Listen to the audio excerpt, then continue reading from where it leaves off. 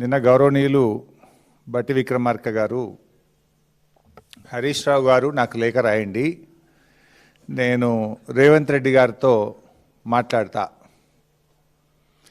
ఇప్పుడు రేవంత్ రెడ్డే దొంగ, రేవంత్ రెడ్డే బావమరిదే మొదటి లబ్ధిదారుడు, ముఖ్యమంత్రే ఈ అవినీతికి సూత్రధారి పాత్రధారి అని నేను చెప్తుంటే రేవంత్ రెడ్డితో నువ్వు మాట్లాడతా అంటే ఎట్లా? Is it not a joke? ఇది ఎట్లుందంటే బట్టి గారి ప్రెస్ మీట్ చూస్తే ఉల్టా చోర్ కోత్వాల్కు డాంటే అనే సామెత గుర్తొస్తూ ఉంది.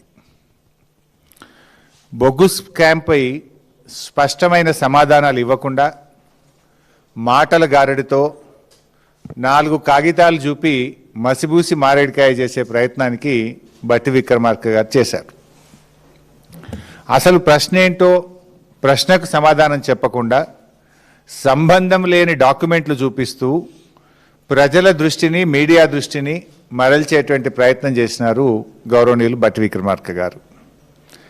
సింగరేణి స్కామ్కు ఎవరు బాధ్యులు, ఎంత నష్టం జరిగింది, ఎవరు లబ్ధిదారుడు, ఇవి 3 బేసిక్ క్వశ్చన్స్. లబ్ధిదారులు ఎవరు, నష్టం ఎంత జరిగింది, బాధ్యత ఎవరిది.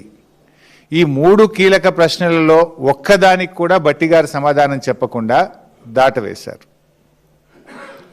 ఈరోజు దేశవ్యాప్తంగా సింగరేణి బొగ్గు స్కామ్పై దేశమంతా కూడా చర్చ జరుగుతూ ఉంది.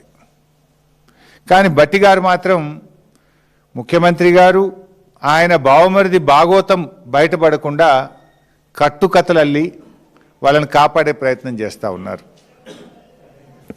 తన 40 ఏళ్ల రాజకీయ అనుభవాన్ని అంతా కూడా ఉపయోగించి ముఖ్యమంత్రి గారిని ఈ బొగ్గు స్కామ్ నుంచి బయటపడేసేందుకు బట్టి గారు చాలా విఫల ప్రయత్నం చేశారు.